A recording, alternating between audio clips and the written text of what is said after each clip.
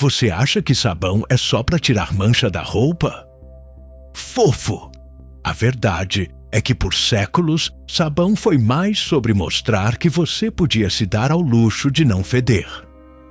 E isso diz mais sobre a história da civilização do que todos os livros didáticos enfeitados com fotos de gente branca vestindo toga. Lá no Egito Antigo, mais ou menos 1500 a.C., já existia uma misturinha marota de gordura animal e cinzas vegetais que limpava mais ou menos. Era sabão? Era um proto-sabão. O tipo de coisa que hoje seria vendida como artesanal e natural por 3 vezes o preço de um shampoo decente. Os romanos também tinham sua versão, que basicamente envolvia esfregar cinza de madeira e sebo fervido na pele com o entusiasmo de alguém tentando remover os próprios pecados com abrasivo. Mas o mais interessante não é o sabão em si, é quem podia usá-lo. Porque, historicamente, higiene era um privilégio e sabão, um item de prestígio. Na Idade Média Europeia, enquanto os camponeses basicamente se limpavam com vento e fé, a nobreza tinha acesso a versões mais refinadas. Ou pelo menos achava que tinha.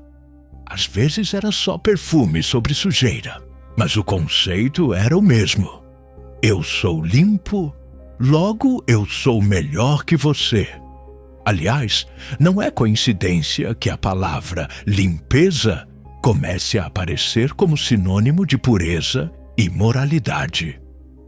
Porque quando a elite europeia começou a se organizar em torno de rituais de banho e higiene, isso não era sobre saúde, era sobre separação. Uma nova linha invisível entre os que lavam e os que cheiram. Como se a sujeira física denunciasse a sujeira da alma. E essa lógica, meu amigo, continua até hoje. Enquanto isso, outras civilizações, como os árabes, os indianos e os japoneses, já entendiam há milênios a importância da higiene, principalmente por motivos espirituais e religiosos. Mas a história europeia, claro, olhou para isso tudo e pensou: ótimo! Vamos colonizar e levar sabão industrializado para ensinar o povo a ser gente. A ironia de invadir um país inteiro achando que está ensinando alguém a tomar banho é a verdadeira sujeira aqui. E aí começa a tensão de verdade. Sabão vira ferramenta política. Na Europa, pós-peste negra, limpeza começou a ser promovida como obrigação moral. Não que alguém entendesse micro-organismos ou contaminação. Era mais como uma superstição oficializada. Banhos evitam doenças. Então, se você ficou doente, é porque não se lavou direito. Conveniente, né? Transforma tragédia em culpa pessoal. A bactéria é sua responsabilidade e o sabão, sua penitência. Quando a igreja começou a meter o bedelho na conversa, a coisa descambou de vez. Banho em excesso era pecado. Limpeza demais podia ser luxúria, mas sujar-se também era feio. No fim, ninguém sabia o que fazer com o próprio corpo, além de rezar e esperar o apocalipse. Enquanto isso, a elite continuava usando perfumes caros, fingindo que isso era o mesmo que higiene. Spoiler, não era. A real é que durante séculos, o sabão foi reservado para quem podia pagar por ele. Ou fabricá-lo em casa com gordura de porco e uma pitada de trauma rural. Era uma forma de dizer: eu sou civilizado e você não. A lavagem virou marcador social. A espuma, um símbolo de superioridade. Porque nada diz: eu sou melhor que você, como estar perfumado enquanto o resto da aldeia fede a mortalidade. E é assim que um pedaço de gordura saponificada atravessa impérios, epidemias e guerras, ganhando um status cada vez mais simbólico. Porque ele limpa sim, mas principalmente ele distingue. Você achava que sabão servia para tirar mancha da calça branca? Ele serve mesmo para mostrar quem manda no espelho da civilização. Se o sabão até aqui era um luxo reservado a quem tinha posses, tempo e pelo menos 2 sobrenomes, a Revolução Industrial chegou para dizer: e se a gente colocasse isso numa máquina, colocasse rótulo e vendesse em massa como se fosse iluminação divina embalada em papel colorido?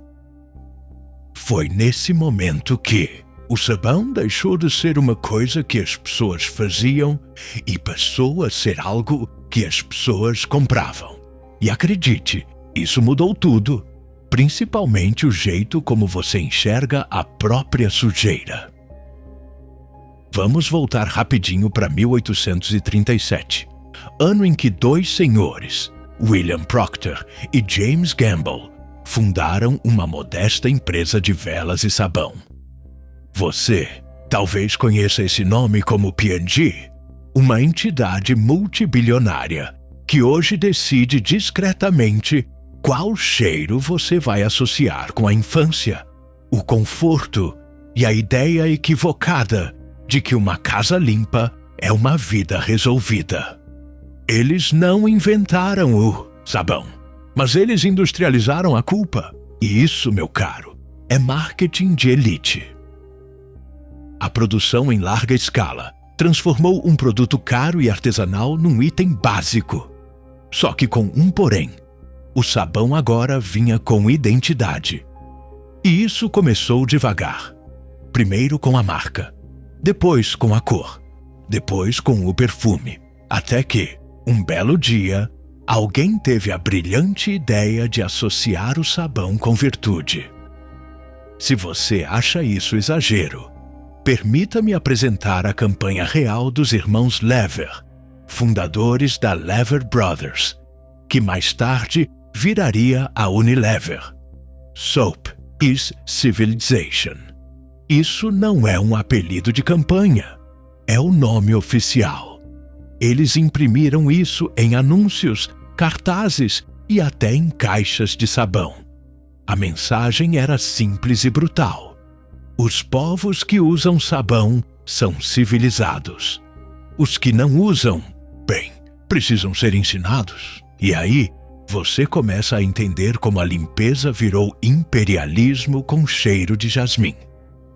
Essa ideia foi tão enfiada goela abaixo das populações colonizadas que sabão passou a ser parte das missões civilizatórias. Mandava-se sabão junto com a Bíblia. E os dois vinham com o mesmo recado: você tá errado, mas a gente vai te salvar.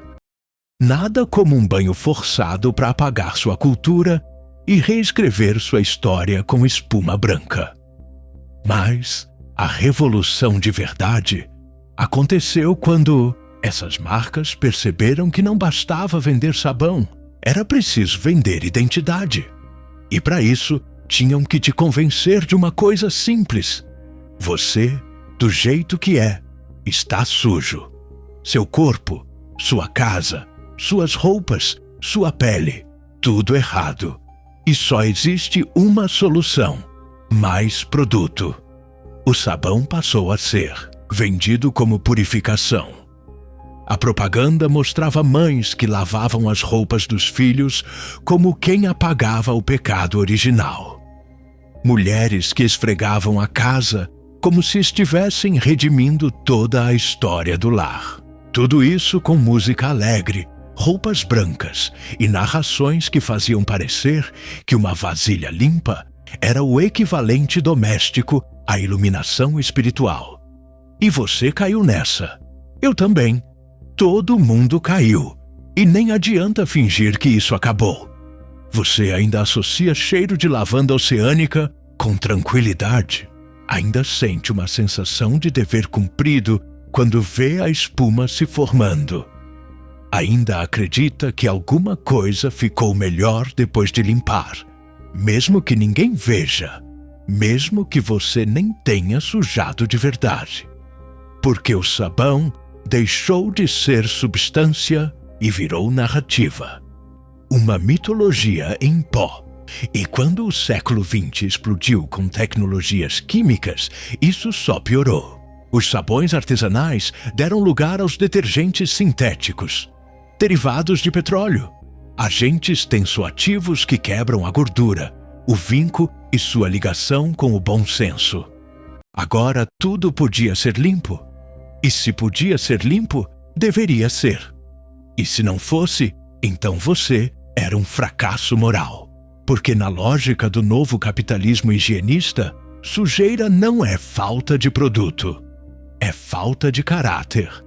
E assim, entre fábricas, anúncios e slogans, nasceu o sabão que você conhece hoje.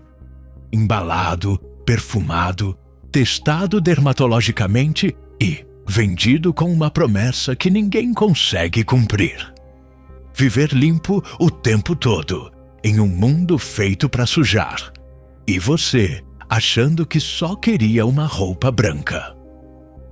Bem-vindo ao lado químico da culpa.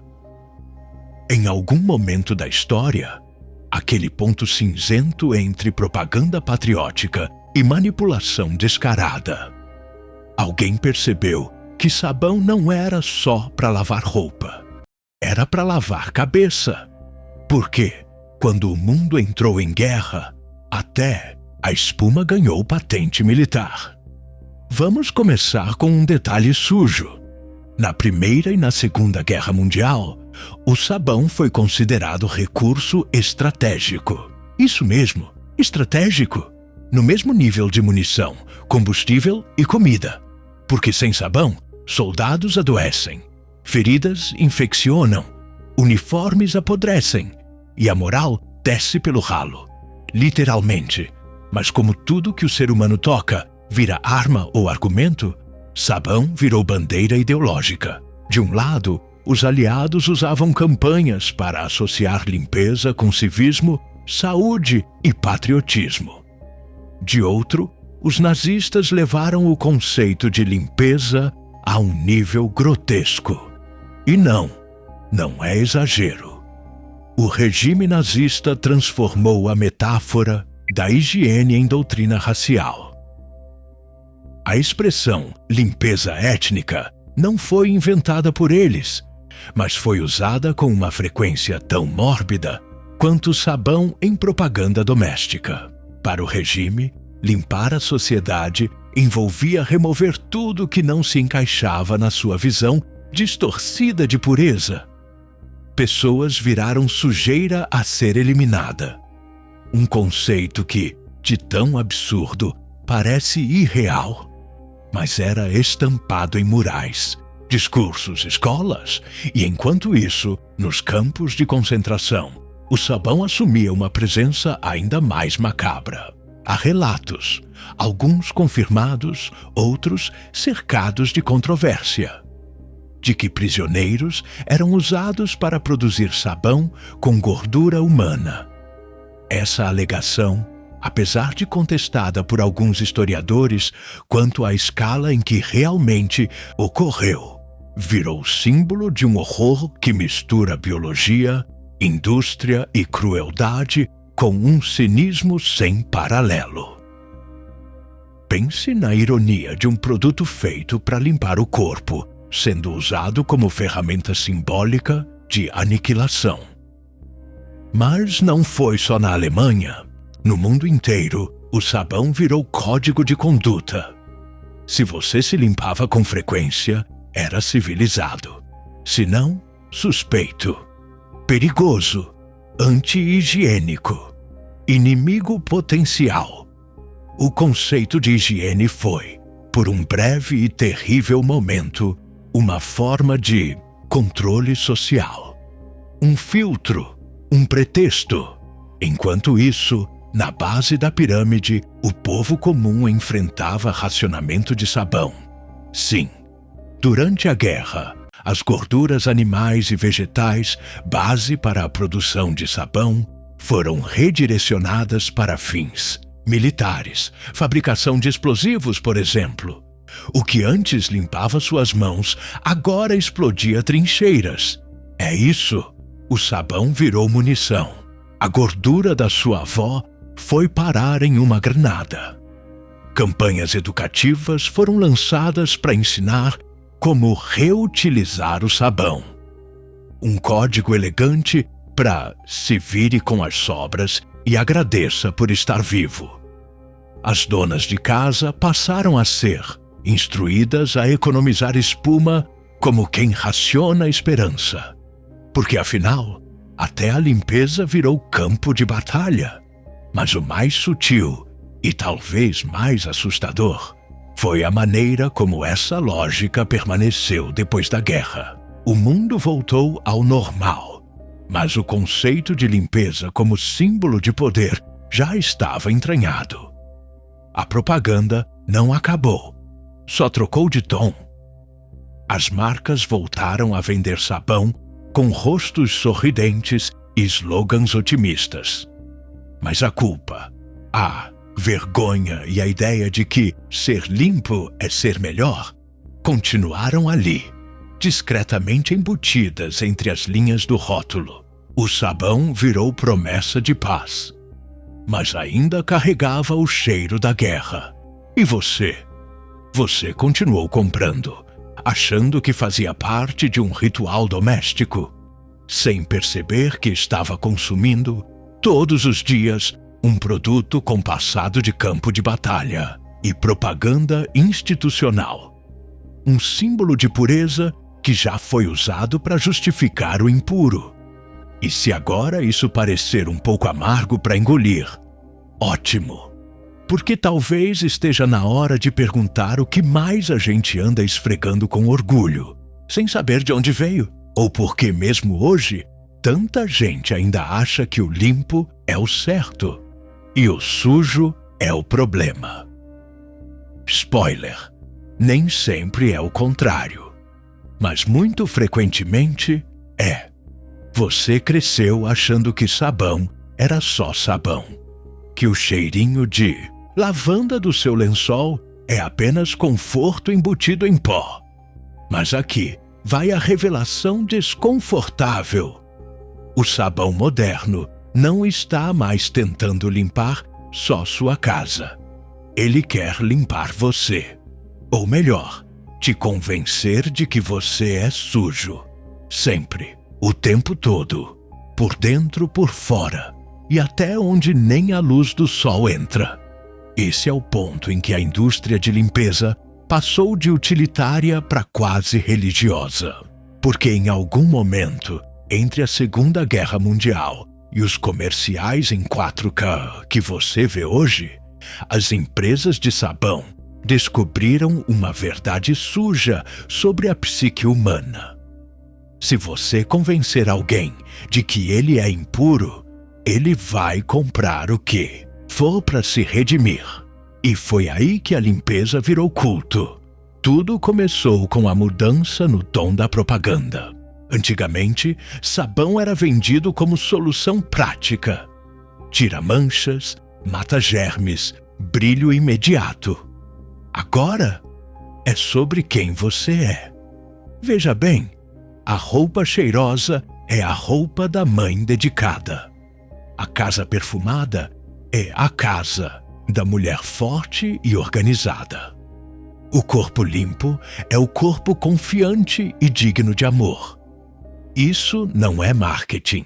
Isso é engenharia comportamental com cheiro de limão siciliano. A coisa fica pior quando você entende que essas campanhas não vendem sabão. Elas vendem identidade. É por isso que uma simples embalagem de detergente tem mais storytelling do que um livro de autoajuda. Porque não basta mais ficar limpo. Você precisa parecer limpo. precisa sentir que está limpo e precisa fazer os outros acreditarem nisso. Senão, você falhou como pessoa. Os comerciais mostram mães radiantes que esfregam o chão sorrindo enquanto a luz do sol invade a sala e o cachorro parece ter sido treinado por monges tibetanos.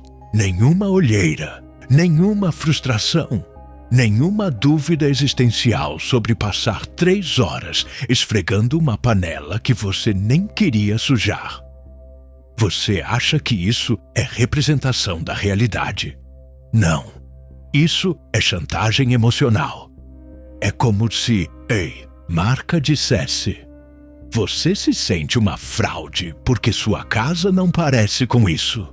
Relaxa, compra o sabão e finja. E a gente finge. Finge que o perfume significa limpeza, que o brilho significa paz, que o cheiro de floresta gelada nórdica com notas de pureza solar é prova de que sua vida está em ordem. Spoiler, não está. E o sabão sabe disso. A coisa se intensificou com a chegada dos produtos premium. Sabões conscientes, detergentes sustentáveis. Agora você não está apenas limpando a casa. Você está salvando o planeta enquanto esfrega o banheiro com uma esponja de fibra de abacaxi.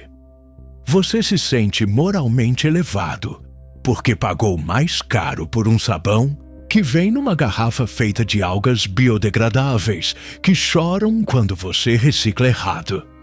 E sim, isso soa ridículo, porque é, mas também funciona. A lógica é perversa. Se você não compra o sabão do bem, você automaticamente está do lado do mal. E ninguém quer ser o vilão da própria lavanderia. Tudo isso faz parte de uma cultura que transforma o corpo em problema. Seu cheiro natural? Inaceitável. Sua casa sem perfume? Falha moral. Sua roupa sem aquele toque de frescor? Você está sendo julgado. Talvez não diretamente, mas internamente. Por você mesmo. E se isso parecer familiar, é porque é. Você foi educado para ter nojo de si, do seu suor, da sua bagunça, da sua humanidade básica. E depois foi ensinado que existe uma solução em forma de pó, líquido ou cápsula perfumada. O resultado é um ciclo de ansiedade aromática, onde a sujeira nunca desaparece, porque não é real. Ela é simbólica.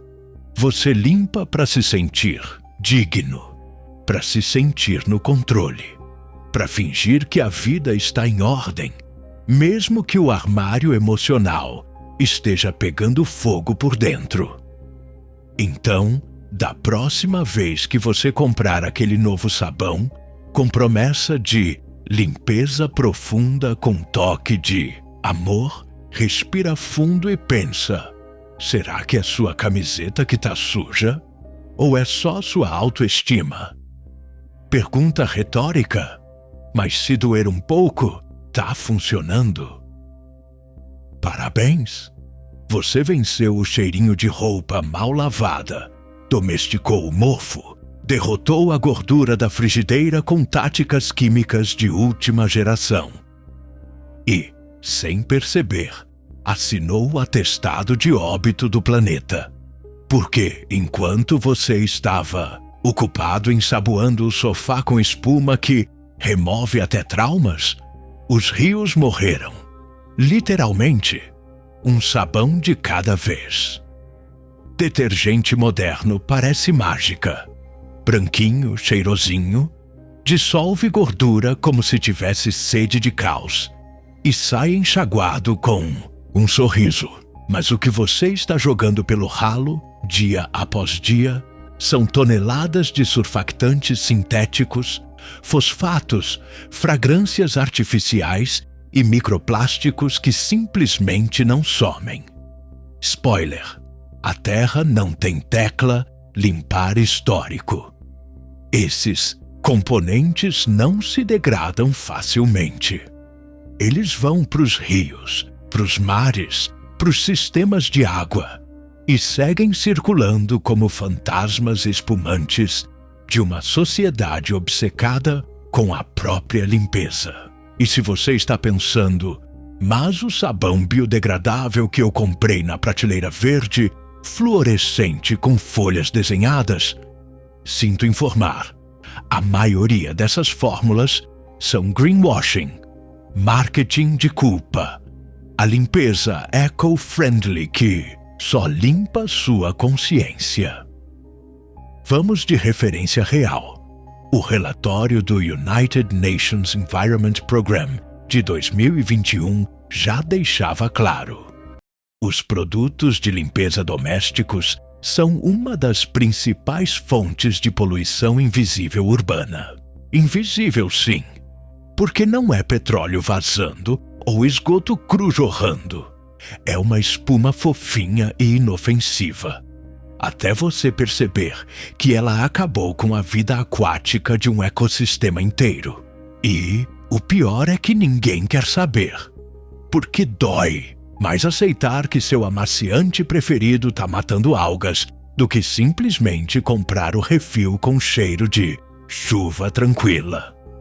A indústria conta com isso, com seu conforto aromático e sua miopia existencial. Os fosfatos, por exemplo, alimentam o crescimento de algas em excesso. O famoso boom de algas. Parece inofensivo, mas essas algas sufocam a água, matam os peixes e criam zonas mortas. Zonas mortas. E sabe o que é mais irônico? A zona morta mais conhecida fica no Golfo do México, alimentada por rios cheios de resíduos agrícolas e, claro, sabão doméstico. Isso mesmo. Você lavou sua camiseta em São Paulo e ajudou a criar um deserto aquático no sul dos Ixtacas e... Parabéns! Globalização. E tem mais. Os microplásticos presentes em certos sabões e amaciantes são tão pequenos que passam direto pelos sistemas de tratamento de esgoto. Eles vão parar no mar, nos peixes, na água que você bebe e, por uma lógica kármica quase poética, voltam para dentro do seu corpo. Sim. Você está ingerindo partículas do mesmo sabão que usou para limpar o banheiro. Esse é o ciclo da vida agora. Só que mais plástico, menos Disney. E se você está achando tudo isso meio apocalíptico, é porque é. A indústria sabe disso. Os órgãos ambientais sabem disso. Você meio que sempre soube. Mas ninguém te disse com todas as letras porque, convenhamos, isso estraga o prazer de ver a espuma subindo enquanto toca uma musiquinha na propaganda. Então, a gente continua, limpando, esfregando, pulverizando, engolindo, porque o planeta pode até estar fervendo, secando e morrendo aos poucos, mas, pelo menos, a pia está brilhando, a cueca está branca. O chão tem cheiro de eucalipto com karma purificado. E é aí que está o plot twist final dessa história. O mundo não vai acabar por sujeira.